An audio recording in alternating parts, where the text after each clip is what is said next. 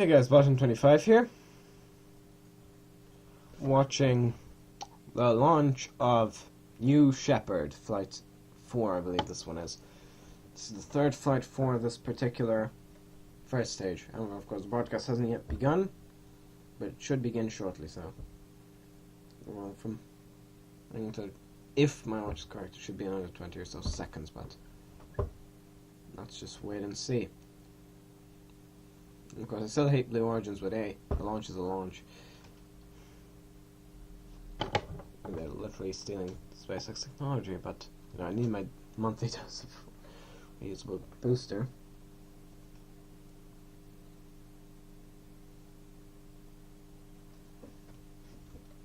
Just checking. Flight 4 live webcast. Right, I'm going to pause the video. See you guys at broadcast start. Okay, broadcast has been delayed a bit, but don't worry, it's not a lot, so it's only another 4 minutes.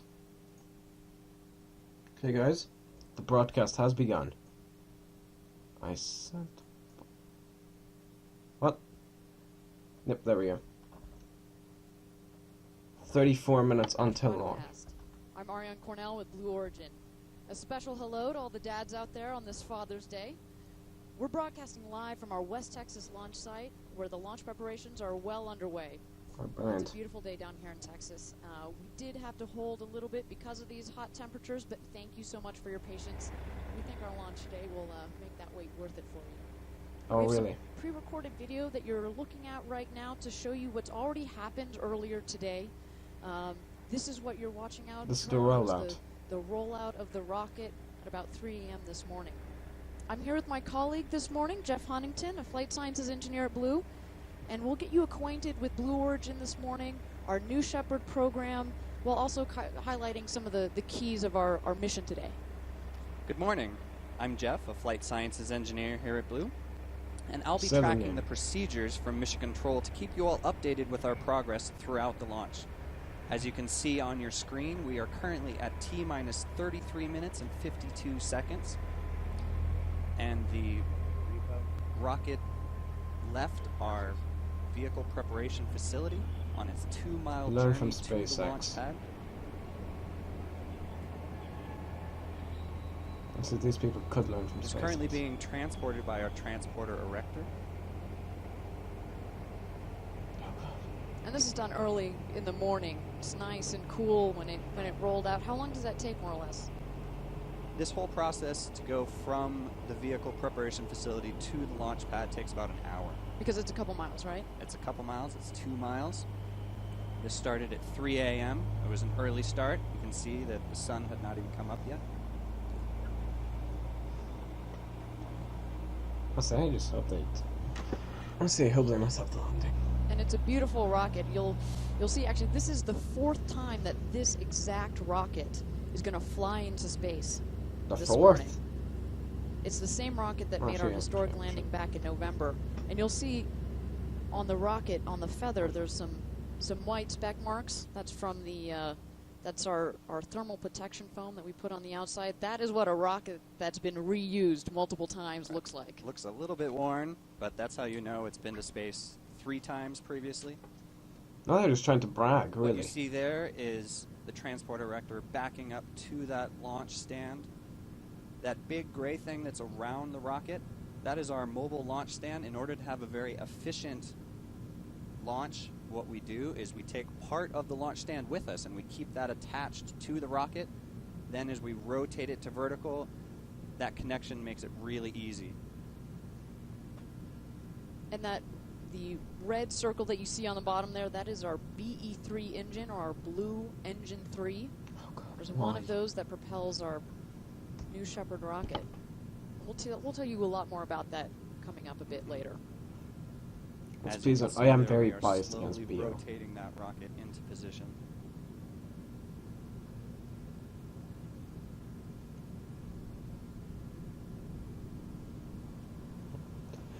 Basically just bragging. Well, that's what a rocket's that's been to space looks like. All this happened at about 3:30 in the morning. You already said that. You're looking at recorded shots from earlier today. Come on, you're using ripped-off SpaceX Now, in order technology to for the have a boost, so very you might as well use it for efficient the launch, broadcast. we just have a skeleton crew there. You don't see many people standing around, and that's because we want to be able to rapidly fly this rocket over and over again. And so we've built into the design many things that keep it so you don't need very many people to launch this thing. Keeping it lean and mean, yeah. It's not just about quick turnaround, it's also about keeping down the costs, right? That's one of the big things we're trying to do here at Blue, not just the reusability of these rockets, but in all of our operations, how do we keep the costs down? If we're going to be sending millions of people to live and work in space, we're going to need to keep the costs down. On another planet, but not. You can see the launch tower there. That's the thing just to the right of the rocket. So when there are astronauts that want to board this rocket, what they do is climb up that launch tower. That's a 75-foot tower. A bloody elevator. On this mission, we're going to have a few payloads. There are 3 university payloads. They got loaded in earlier today. But to be clear, today it's just the payloads. We're not going to have any astronauts on the rocket. That'll be coming up in the next year or two. Mm-hmm. You can see that diving board-like platform getting extended out to that crew capsule. That comes out. It's a nice safe platform. Then we open that hatch. We load the payloads in, close up that hatch, and get it ready to go. That all happened just a couple hours ago.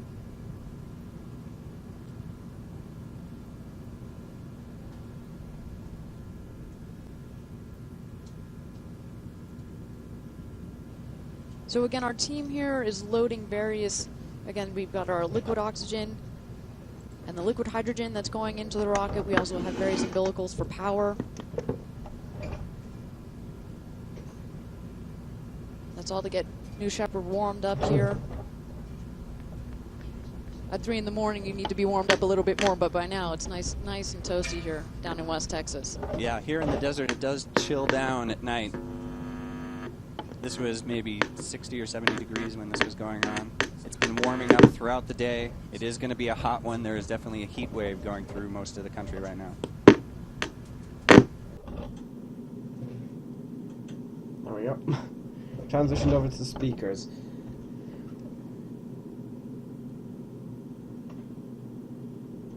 So again, what you're watching is pre-recorded video of the New Shepard rocket being prepared for launch later this morning. This is removing glare from the earlier screen. today. We rolled it out of the vertical processing facility, or the barn as we also like to call it down here, out towards the launch pad. That's about a 2-mile trip.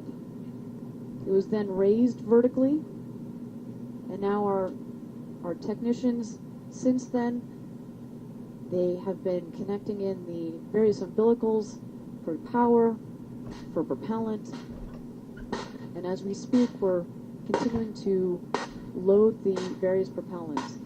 No clue what that sound is, by the way. You guys could explain what that sound is.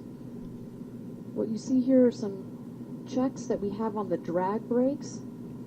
That's on the top ring fin. Jeff's going to be telling us a lot more about the booster and the various moving components on it. Yeah, those are 8 giant doors that deploy.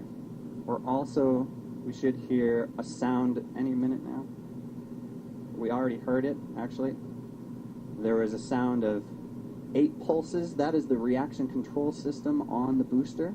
Okay. We use that when we're in space to control the orientation of the rocket. That test for the booster was done earlier today.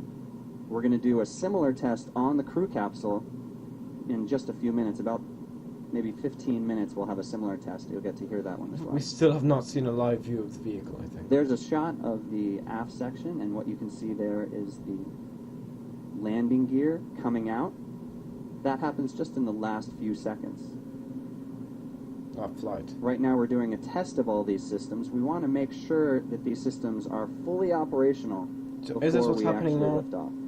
Those 4 kind of cylinders that you see at the base there, those are crushable portions that we have on the bottom, on the feet, if you will, of the landing gear. And that's going to absorb that last minute that last bit of energy. It's kind of like that front portion of your car that's supposed to be crushable in an accident. What you want to do is take that last minute energy out of the system.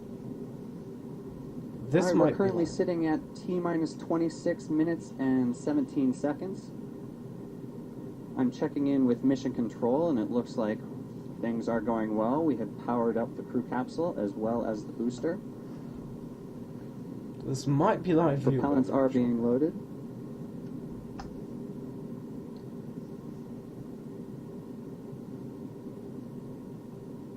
Again, a beautiful shot of the New Shepard rocket.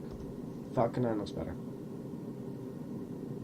As mentioned, this is going to be the 4th time that this exact same rocket has gone into space. Again, a truly reusable rocket here in New Shepard.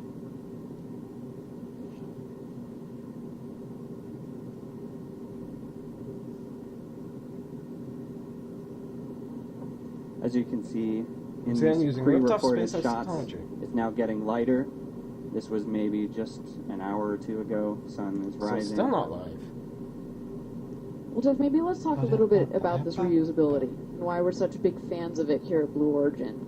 So, traditionally, companies spend millions of dollars and many, many man-hours building a new rocket for every single flight. But that's not our plan here at Blue Origin. We spend just a mere fraction of that on refurbishing this rocket. We can actually, I mean, we're talking about low thousands of dollars to refurbish this rocket in between each flight.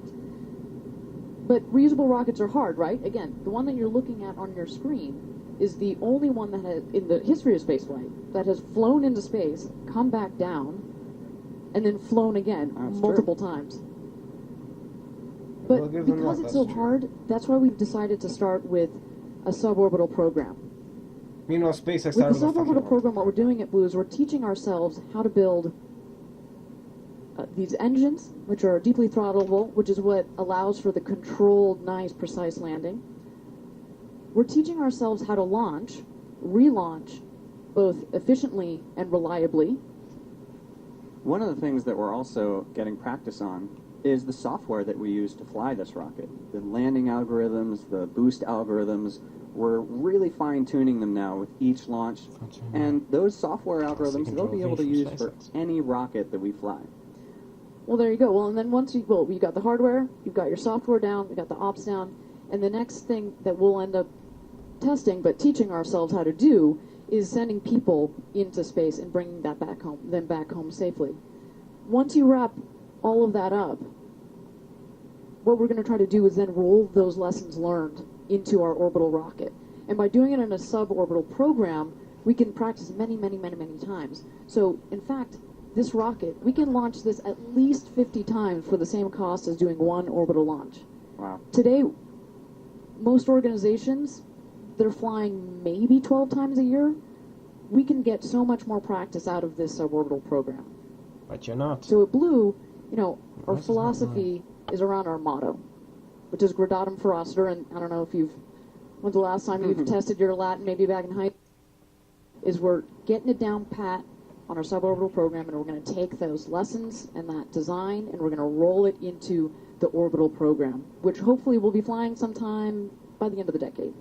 SpaceX. So, Jeff, maybe can you dig into this beautiful specimen of engineering that we've got here and tell us a little bit more about the technology?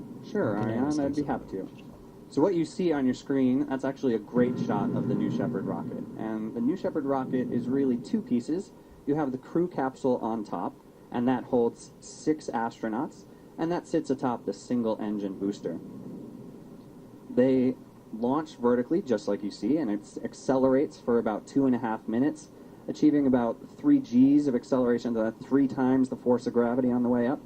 That engine shuts down after achieving a speed of about Mach 3, or 3 times the speed of sound. And you'll actually be able to track that speed when we get into the flight. It'll actually show up on your screen. Copied from SpaceX! After main engine cutoff, the crew capsule will separate from the booster and quietly coast through space. And they'll achieve an altitude of over 100 kilometers.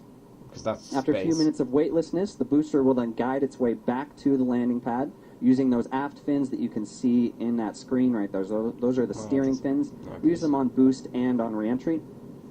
The booster will make an autonomously rocket-powered landing and the capsule will come down under parachutes. But only 2 because they're going to cut one. And then it will land softly using a retro rocket system just Still at in the from last Soyuz? second just before touchdown. Well, let's remind ourselves what's happened so far. So, what you're looking at is pre-recorded video. Still not live. Of the rocket that has Why? rolled out earlier this morning, and we're looking at it on the pad right now.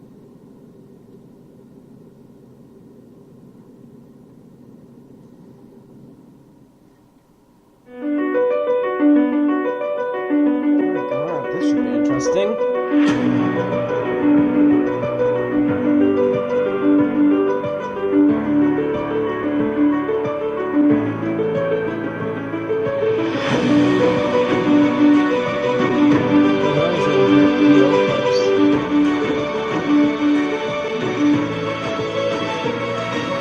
That's a twat Bezos.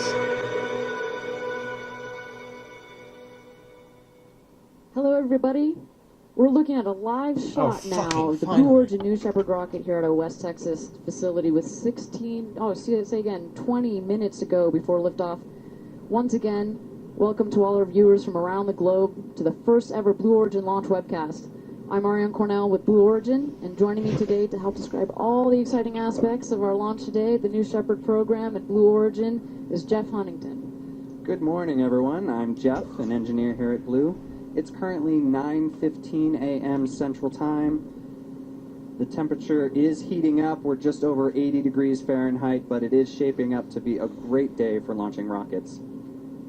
We're currently at T-minus 19 minutes and 34 seconds, as you can see in the upper right corner of your screen. The temperature is definitely okay for a launch. It's a little bit hot, but we can tolerate it. The ground winds have an average of about 8 miles per hour with gusts up to 10 miles per hour.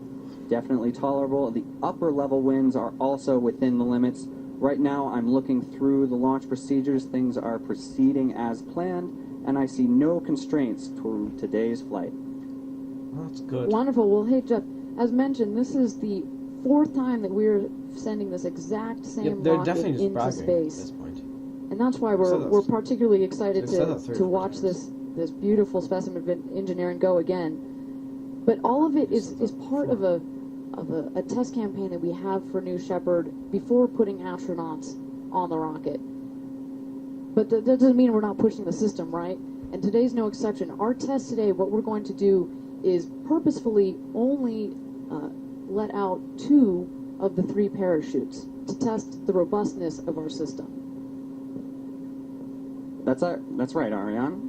This test is a test of our backup systems that we put on top of the crew capsule. We've designed this system to have several levels of redundancy, and beyond the parachutes, we also have redundancy in our separation systems, in our attitude control thrusters. Those are the thrusters that we use to keep the capsule oriented vertically. The landing retro thrusters, that's what's used in the last second before You only have one touchdown. of those. What do you mean you The have flight redundancies? computers and the power systems, they all have redundant systems to help keep our astronauts safe. And when it comes to the parachutes, we actually only need 1 of the 3 parachutes to be deployed in order to keep our astronauts safe. Well, and obviously, we don't intend for that to happen, but we obviously have built New Shepard so that everything performs well. But malfunctions do happen, and we want to make sure that our system, again, is robust. And for that, nothing beats an in-flight test like today. Right, and history is a perfect example here because Apollo had this exact failure happen back in 1971 on Apollo 15. Those astronauts were coming back from space, and that Apollo capsule had 1 of its parachutes get torn to shreds. So it had 3 parachutes, 1 went out. They had 2 more. It led to a hard splashdown into the water, but it turns out those astronauts were perfectly safe. What we want to do is make sure that our crew capsule is equally robust. Absolutely. It's rolling in lessons learned from the past into our current designs. But, Jeff, there is a scenario today in which all 3 parachutes will come out. Yeah, that's the case. We have all 3 parachutes installed and ready to be used. If the crew capsule runs into some trouble, either during the coast phase or maybe during re-entry, there is a chance that it could decide to deploy all 3 parachutes. What we don't want to do is stack multiple failures up on top of each other. We really want to preserve this hardware. All right, let's check back in with Mission Control to see where they're at. It's T-minus 16 minutes and 17 seconds. I see that the crew capsule is getting ready to test its attitude control system. This is, again, a built-in test to make sure that the system is operating nominally before we launch. When I mean nominally, that just means everything is working as expected. Well, and Jeff, so again, while we're not going to put astronauts on New Shepard today, maybe we can talk a little bit about what it would be like if we were floating around up there. So this crew capsule has 530 cubic feet of space. That's over 10 times what Alan Shepard had back in 1961 when he took his Mercury flight. That means when astronauts are up there, when you and I are up there, you've got all this room to turn somersaults and really enjoy the freedom of space up there. You better be able to. But that's not the only place where we've designed this capsule really for that astronaut experience. Yeah, it's going to be the massive windows, isn't it? If you look at the capsule, we have 6 windows, giant windows. Told you. These are the largest windows that will have ever flown in space. For good reason. They're over 1,000 inches squared, and when you add up all 6 of that, over a third of that capsule is windows. So when you and I are floating up there in space, it's going to feel like you are floating in space. I think you have no idea how badly I want to fly on this right now. But so if you look up on the windows today, the windows that you see up there, they're painted on, but to give you a size of the scale, the next capsule, the next iteration of this capsule, will have the real windows, which we've tested extensively. They're multi-pane and fracture tough, but they're also super clear, super pristine. So when you're floating out up in space, you're going to get this, the beautiful views of the curvature of the Earth, the blackness of the space, the colors of the land popping back at you. It's going to be an absolutely mind-blowing experience, that's for sure. Yeah, it's going to be hard to decide to spend more time looking out or just doing somersaults inside the crew capsule. I might toss some M&Ms at you, or you think you can chips, afford to do some kind of experiment? I don't know. Yeah, no, absolutely. But you have 4 minutes to really appreciate and take in all of that, all of the beauty, and also to play around in the freedoms of 0G. So just as a recap, you're looking live at live shots of our New Shepard rocket here in West Texas. We're about 13 and a half minutes ago until launch. This is the 4th flight of this New Shepard rocket. Again, a truly reusable rocket.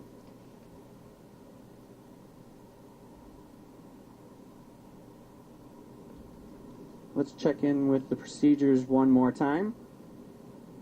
We're at T-minus 13 minutes and 11 seconds. The crew capsule is coming along nicely. It is getting ready for that attitude control system test. And also, I'm pretty sure the booster has loaded all of its propellants, and keep in mind for this rocket, the propellants are liquid hydrogen and liquid oxygen. Which you already said. They're just topping them off right now and chilling in the rest of the vehicle. So that liquid oxygen and the liquid hydrogen is going to be powering that BE-3 engine that we were talking about a little bit earlier, Jeff. And what makes that engine so unique is its throttle ability. So we can, as you're going up towards space, jamming out 110,000 pounds of thrust. But then when we come back to land, we pull back the thrust, and we have the ability to go down as far as 20,000 pounds of thrust. And it's that entire spectrum that we can use. We've got that entire window to use upon landing. Because when it's coming back, it's basically like an empty fuel tank. You don't want that thrust. You don't need that thrust. And so that's what allows for such a nice, precise, controlled landing of New Shepard. Well, that wouldn't be the case in an orbital vehicle, would it? No. Another reason What you're also seeing on the capsule right now is our big, beautiful Blue Origin feather. It has some white specks on it. Again, that's what a reused rocket that's been into space looks like. What that is we've, on the refurbishment, we've touched up that thermal protection foam that's on the outside. And you couldn't have been bothered to repaint it. As part of the refurbishment, what we've also done is we replaced some of those crushable portions that we were talking about a little bit earlier. We've updated the software with some of our lessons learned, and also for new trajectories. And we've also repacked the chute. So it's really minimal processes that we need. But anyway, another reason I dislike Blue Origin is this is the first webcast, and there have been 5 flights before. 'Cause in the first one, landing. There was no landing. Just looks like go we're for it. coming up on T-minus 11 minutes. Yeah, you passed it. Of course, SpaceX, they were The crew broadcasting from capsule the is beginning. still in work on its It tests, was here, yeah. and propellant conditioning is still occurring on the rocket. Mission Control is going through final checkouts here in the last 10 minutes. Just briefly, In the fact, crew SpaceX capsule, wanted more we boosters. have an escape system in that crew capsule. And what we've done is We're about to have RCS bit on the crew capsule. okay, Stand by for that. We might be able to hear that.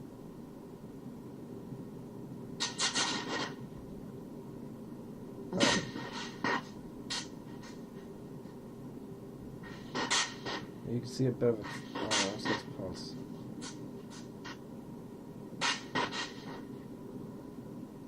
You have any Now, here? once again, that is just a test of that system to make sure everything is fully operational. We test all of these things right before flight, make sure the rocket is ready to go. I'm hearing from Mission Control that that test was successful. The next thing we'll do on the crew capsule is test the escape system. It's about to do its built-in test. That escape system, we want to make sure it has a thorough checkout, go through all of its processes, make sure What's it can the- operate as expected should we need it. What is absolutely. this? And that escape system, as I was just about to say, we've got a solid rocket motor in there. And what happens is, if we ever detect any issue with the rocket, we've got this full envelope escape system, which means from the moment that the passengers are buckled into their seats through escape, we have the ability to fire that solid rocket motor, and within 2 seconds, 70,000 pounds of thrust comes out and moves that capsule far and fast away from the booster. So how would you test that? It's going to be quite a ride. It's going to be quite a ride. We've actually already tested that back in 2012, but we're actually going to test it in flight in one of our upcoming test flights. Right, the first flight of that crew capsule that you see there back in 2012 was that pad escape test. We have great videos of that on our Blue Origin YouTube channel. Mhm. I definitely encourage you to go check that out. Not right now, of course, because we're at T-minus 8 minutes, but definitely later today. That's another great flight. Or you could just have shown it to us. Well, Jeff, so while we've got T-minus 8.5 to go, why don't you take us through for a minute or two what makes the rocket take off and land vertically? An engine! Yeah, well, Arian, let's start with the obvious, right? This is rocket science, and it's hard to design a rocket that can actually fly backwards. But we've designed in several features that can help make this job a little easier, and we have an animation that can help show those features in flight. On ascent, the rocket uses a combination of the engine gimbal and those aft steering fins to guide the rocket on the way up. And then the crew capsule separates, revealing that ring fin that you see on the top of the booster. That ring fin plus 4 wedge fins that get deployed in space, they really help stabilize it on reentry. The air flows through that ring fin, and it helps stabilize that rocket just the same way feathers do on an arrow. The next thing we do on the way down, we need to cut that speed, so we deploy those 8 drag brakes. Those are giant doors that open up into the brakes, airflow basically. and cut that speed in half. Then that engine relights, roaring back to life, Not like a and it Merlin, slows though. the vehicle down to about 5 miles an hour, right over the pad. Those aft steering fins bring the rocket right to where it needs to be. You have a nice controlled descent. Again, that's With that that throttle low ability. throttle engine, Exactly. exactly. Then those landing gear come out, and we touch down nice and softly. Beautiful.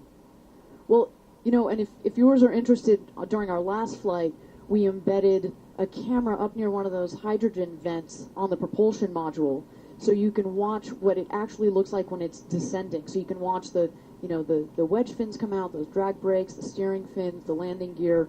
You can watch what it actually did. All right, this is really exciting now. I'm listening into Mission Control, and they are doing their final go, no-go counts for flight. The poles holding. The flight director has just pulled everyone in the control room, and they are all go for launch. We're at T-minus 6 minutes, and New Shepard is ready to go back into flight. Well, Jeff, can you tell us a little bit about what's going on in that control room? Who are the teams? I know you've got plenty of experience in there. Yeah, well, in Mission Control right now, it's a very focused atmosphere. The launch team is basically double-checking and triple-checking all of those sensor readouts, and they're methodically going through these last final procedural steps to ensure that both the crew capsule and the booster both get ready for liftoff at exactly the same time. Can I say one thing? These twats are lying. This isn't the first rocket to go into space and land and then fly again. Can you That's tell us a Spaceship little bit One. about the team And leaders, Spaceship about the Two. individual teams? Right, so there's the There flight you guys. director, and he's the one By in that I mean charge of the Blue entire Origin. operation. Right, And then there's the flight controller. The flight controller is the one sending commands to the booster to get it ready for flight. You'll actually hear his voice later on doing the terminal count. Then there's a corresponding capsule controller, and her job is to send commands to the capsule. I'm actually criticizing this. Then there's the ground controller, who is in charge of both the Of the ground launch tower control. and the landing tower, and all other ground Landing systems. tower. And lastly, They put there's a the tower safety there? officer, and they really have the important job of making sure that all of us personnel here on site are safe. Absolutely, and we should note that safety and mission assurance are something that's embedded in the culture at Blue Origin. It's not just here during the launches, but it's every day at Blue. We are live at T-minus 5 minutes for this fourth flight of the New Shepard hardware. This specific rocket has already been to space 3 times. It's its 4th trip up. We should note today, Jeff, that, again, no astronauts on today's flight, but we do have payloads that are going to be flying in this capsule. And if our viewers are interested, there are a couple of YouTube videos from the research team where you can learn more about those specific experiments. Well, you could have I just heard from Mission Control that escape system on the crew capsule has been armed. We don't plan on using it, of course, but it's just one of our backup systems. If something were to go wrong with the booster, we would then practice one of our escapes. Absolutely. It's kind of like the airbag in your car, right? Exactly. It's nice to know that it's there, but hopefully you won't have to use it. All right, we're now at T-minus 4 minutes. The booster's internal power has just come on. Those research Some batteries, payloads please. in the crew capsule have just been powered up, and we're coming up on the T-minus 2 minutes auto sequence. These final 2 minutes are a highly choreographed event. A lot of things happen all at the very last minute to make sure that it's all happening, getting ready for that flight. There's too many things to mention, but I'll just highlight a couple of those things. Pressurizing those tanks, there's the oxidizer tank and the fuel tank, both get pressurized. The steering fins and the engine will go through their swing checks. Hopefully we'll get to see that. And then the thrust termination system is another safety system we have on the booster.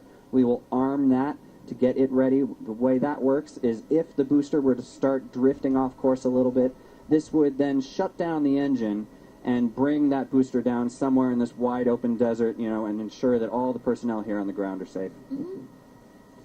All right, we are at T-minus 3 minutes. Oh, I'm pumped. This is time. Time to just take a breath.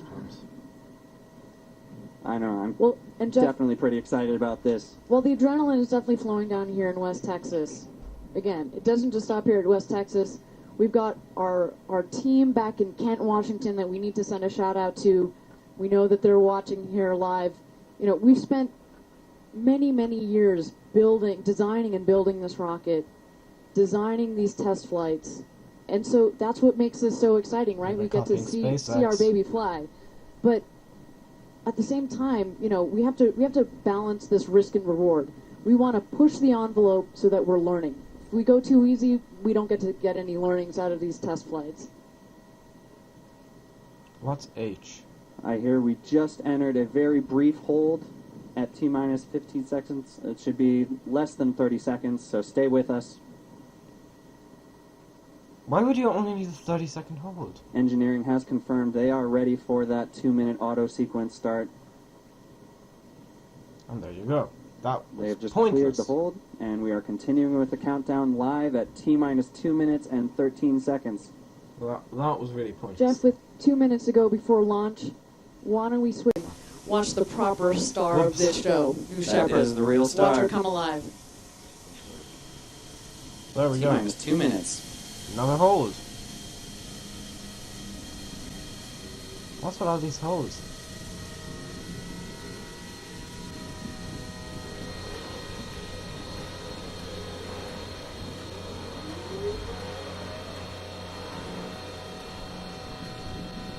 Okay. Blue Origin kind of lured SpaceX, basically they offered SpaceX employees higher pay if they quit SpaceX and joined Blue Origin, and then told them about what SpaceX was doing. So that's why I'm not too fond of these plots. Again, you're watching a live shot of our New Shepard rocket. Did you say New Shepard rocket? R-A-C-K-E-T. R-A-C-K-E-T. Yep, you can see the fins are being tested at the moment. We're just moments away from the launch of our New Shepard rocket, the fourth flight of this exact same rocket. T-minus 1 minute. What you see on your screen on Yeah, the that's left-hand side is an altitude bar. I'm laughing. That's exactly what SpaceX does. It's going to highlight a couple key events that happened as the booster goes up. And you can see that speed indicator showed up on the right-hand side, so you can follow along how fast this rocket is going. Well, the SpaceX takes this bar, but horizontally, basically, and the speed has like a little speedometer next to it, but that's all. T-minus 30 seconds and counting. You know, when I said you could learn from SpaceX, that's not what I meant. All right, Jeff. It's time to hand this show over to Mission Control so we can listen in on the final countdown. Let's do it. Let's light this candle. I'm wondering what this is going to be like. Anyway, T-minus 10 T-minus seconds. 10, 9, 8, 7, 6, 5, 4, command engine start, 2, 1. BE3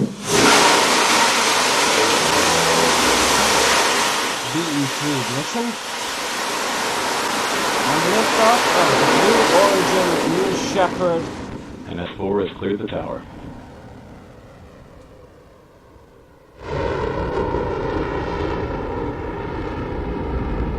That doesn't sound louder than a jet aircraft, really, so.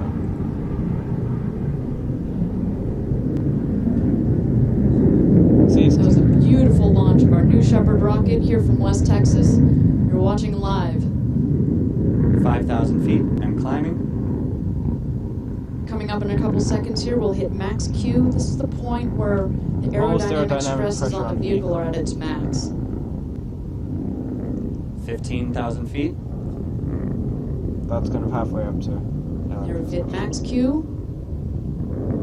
That's going to be a bit of a longer. We're about to go supersonic, meaning we're breaking through that sound barrier right now. So we might get to see a bit of a halo, or a halo condensation around the vehicle, I think. On the left-hand side, you can see that blue bar filling up. That's your altitude indicator. You can see we still have a long way to go to get to space. Yeah, but it's only going to be a 10-minute flight.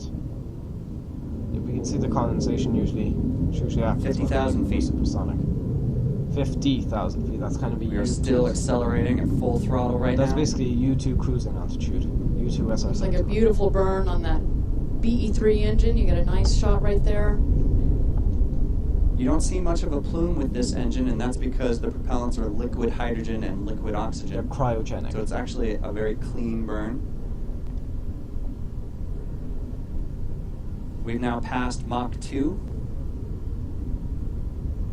100,000 feet, about 30 seconds away from main engine cutoff, or MECO.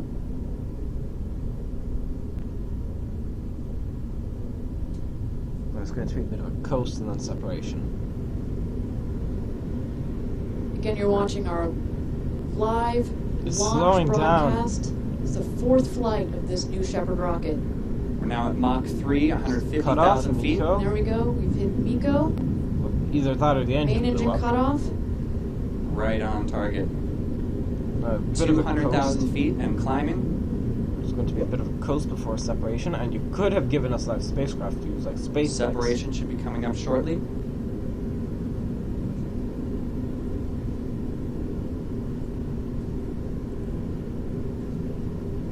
there it is, separation. Separation confirmed from both vehicles. Oh, good. I see nothing. We're just under 3 minutes into this launch. So now they're cruising as two individual crafts. They're going to keep heading up towards Apogee. You can start to see the two bodies right there in your view. Not The really. crew capsule is the See one crew to capsule the here. slight right, and the booster is on the left there. That's Jeff, at this point, if you were there in the crew capsule, you're going to start feeling that weightlessness. You're going to start to unbuckle, do your Start somersaults. doing somersaults. Look out that Somersault. window. You can definitely see the blackness of space from there. Now, even though they're still going up, they do feel weightlessness. They're effectively in a free fall, so they can do whatever they want. If there were astronauts on board. Right now, we have those research payloads on board. Those research missions have started.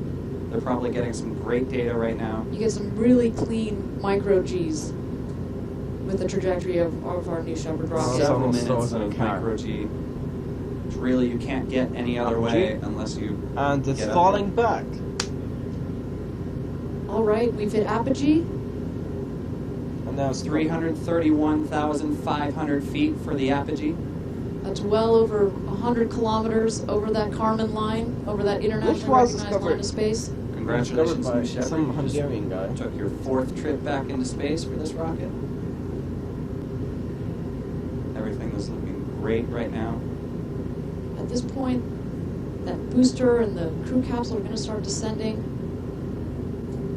The wedge fins and They're drag already brake. on their way The down. wedge fins should deploy. It's still a weightless environment, though. They have not really hit the atmosphere, so they can still do their experiments.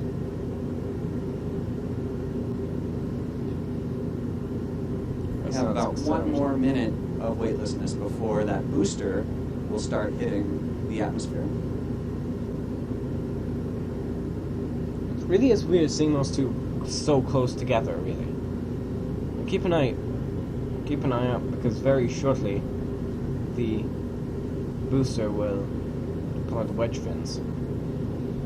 Gotta come up with a better name. The booster's at 240,000 feet on its way down. You can see that speed indicator is really climbing up. It is definitely accelerating back towards the ground. Yeah, I guess, yeah, you can see the wedge fins have deployed. Just about. So the crew capsule is also coming down, and actually, Forward fins just deployed really quickly on the booster. what might be slightly counterintuitive to our audience is the peak Gs that you get while an astronaut in that crew capsule Is landing. comes during descent. You're going to peak at about 5 Gs just momentarily. Very briefly. The booster is actually hitting its pierce point. It's about to re-enter the atmosphere. This is the point where it can actually start steering back to that landing pad. It's using those aft steering fins to guide its way back. You can definitely see that those wedge fins have been deployed. And the drag brakes will deploy shortly. Again, that's adding stability to the rocket, makes it want to come down naturally. It's slowing down now. You might be able to hear a sonic boom coming back as it dives back down through the The drag sound brakes area. should have deployed. 30,000 feet altitude. Something should have happened. Oh no, are they Those both at drag that brakes point? should be deploying soon. There Okay, they drag go. You brakes can have see them. deployed. Okay. Nice and clean. Watch how it's cutting that speed. Yeah. 10,000 feet. That engine should be relighting soon. That was a sonic boom. 5,000 feet. Relight? There's that engine relight. Gear down. Landing gear deployed. 5 miles per hour. You can see this is a lot different from SpaceX landing, unfortunately they don't have that much fuel to spare. Amazing, another picture-perfect landing for New Shepard rocket booster. Let's cut over to the crew capsule because it's about to deploy its parachutes. What a beautiful landing. You see that control, that hover? And There we go. We've got the two drogue chutes which Chutes. have deployed. That means we are executing the primary mission of today's flight, which was to test the redundancy with our parachutes. Let's watch them pop those chutes. Next should be the mains. You see a little bit of oscillation there on the capsule, but that's to be expected. That will damp out. Yeah, that's not something to worry about.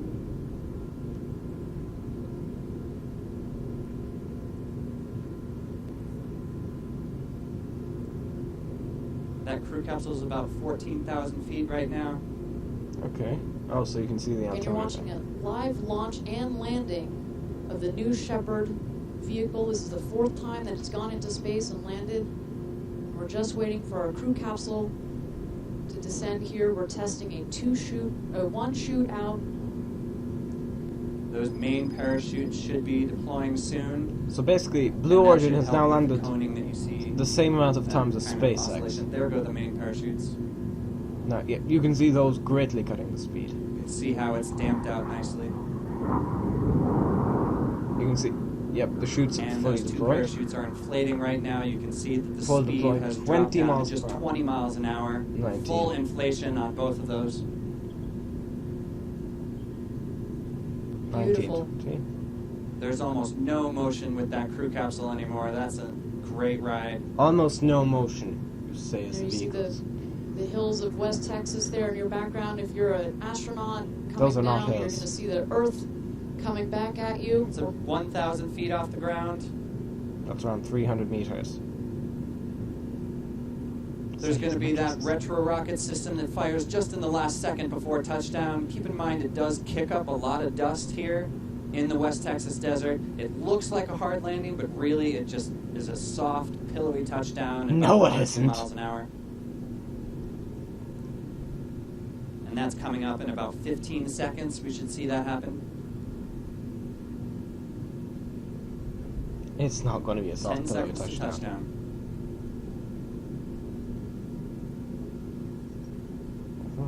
100 feet. Boom. Touchdown. Wow. Beautiful. Picture perfect. That's exactly what we want. Oh, that was magic. You can see the chutes have Well, been Jeff, cut free. what is next for the capsule and the booster here? Both vehicles are now going through their auto-safing sequences. This is an autonomous procedure to make both the booster and the capsule safe for people approaching. There are recovery teams being sent to the capsule and as well to the booster to clear up those parachutes, pack them all up, and get both vehicles back in the barn so we can just fly it again. Absolutely. Well, it was an impeccable test mission for us. Again, our New Shepard rocket, our reusable rocket, went into space, came back, landed beautifully under that controlled landing.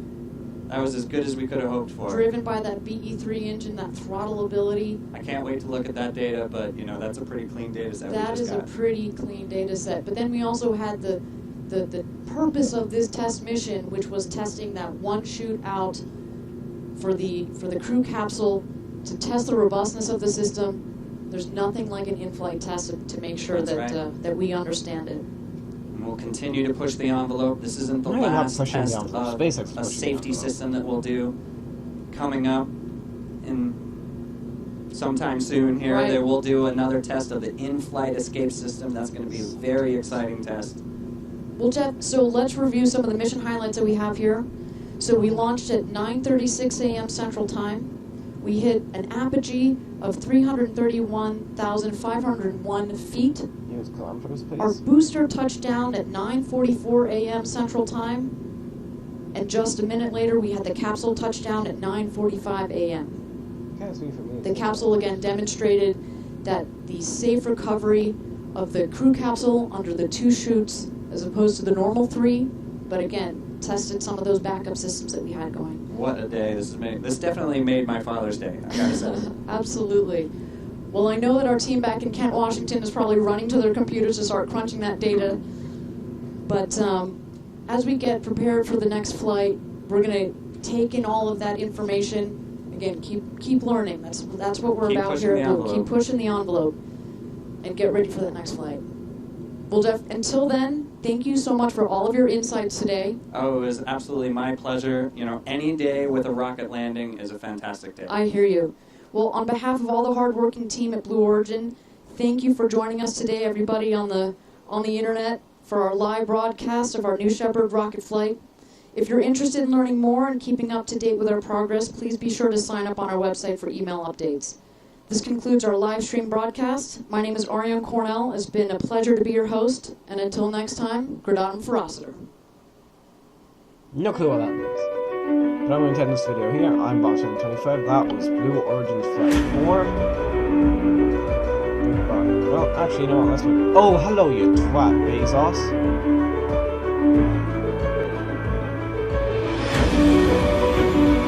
I don't think there's any for this flight, actually.